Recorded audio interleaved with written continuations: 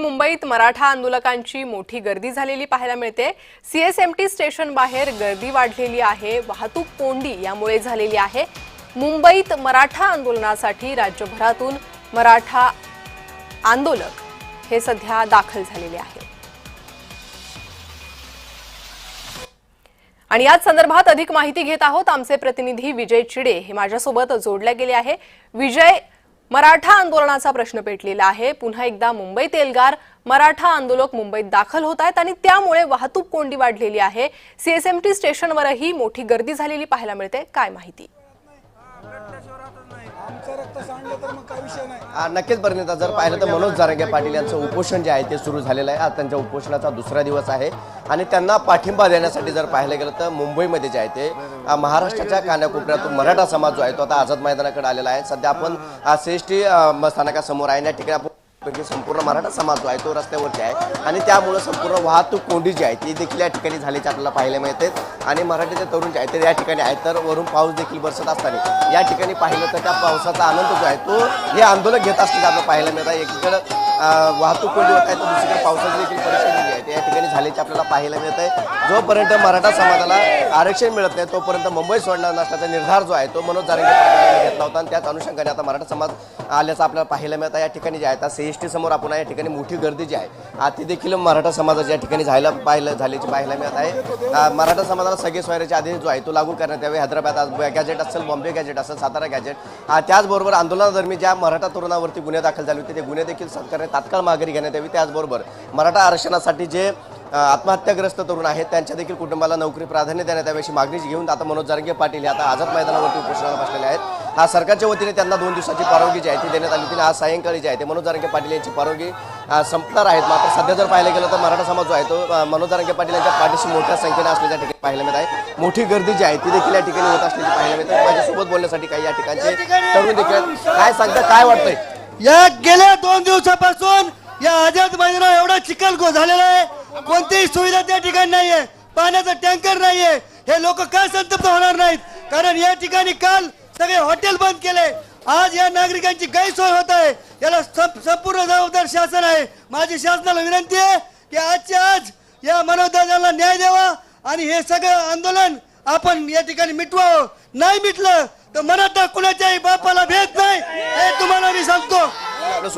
काय सांगाल, सध्या कोंडी होत आहे, गणेश उत्सव जो आहे तो मुंबई मोठे उत्सव साजरा केला जातो, मात्र गणेश उत्सवामध्ये मुंबईची कोंडी झाल्याची पाहायला मिळते। हा, खूप प्रमाणात कोंडी झालेली आहे, पण मराठा बांधवांनी पोलीस प्रशासनाला खूप मदत केली आहे, कुठेही जामीन केली नाहीये। म्हणजे मराठा शांतता आहे, मराठा संयमी आहे, रस्ते तसे सोडलेले आहे, पार्किंग पण व्यवस्थित दिलेली आहे जसे मनोज दादा बोलले तसे। पण आता हे जे कुत्रे आहेत, कोण सदावर्ते हाके यांनी जर मराठ्यांच्या विरोधात बोलले, मनोजदादांच्या विरोधात बोलले तर त्यांच्या घरात जाऊन मारण्यात येईल। समजू नका। कुठून आले आहात, काय मागण्या आहेत तुमच्या?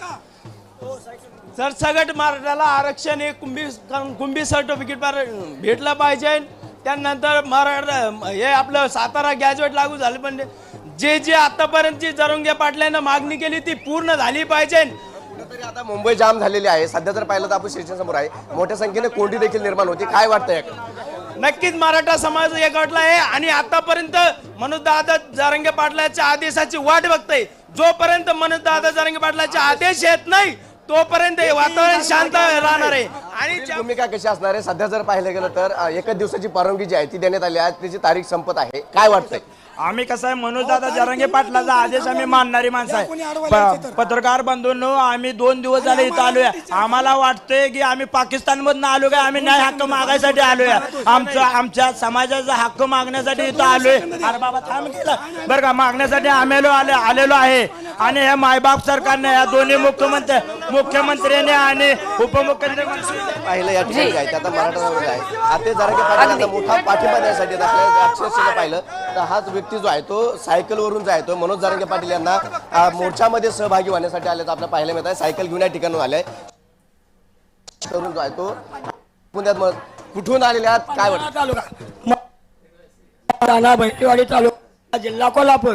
मी आणि मनोज दादा आम्ही केले अनेक वर्ष मराठा समाजाला। कधीपासून तुम्ही निघाले होते? आज तुम्ही मुंबईत दाखल झालेले? 25 तारखेला निघालो, 25 तारखेला। काल मुंबईत मी आलो 10 वाजता. आमची झोपायची व्यवस्था नाही, आमची झोपायची व्यवस्था नाही, काही नाही सरकारने केलेले. मी फुटबॉलवर झोपलोया, आमचा सर्व मराठा समाज फुटबॉलवर झोपलाय. त्याला सरकारने काही सोयी केली नाही आणि आम्ही आरक्षण घेतल्याची वाट जायच नाही. आणि त्या ठिकाणी जर आपण पाहिलं तर संपूर्ण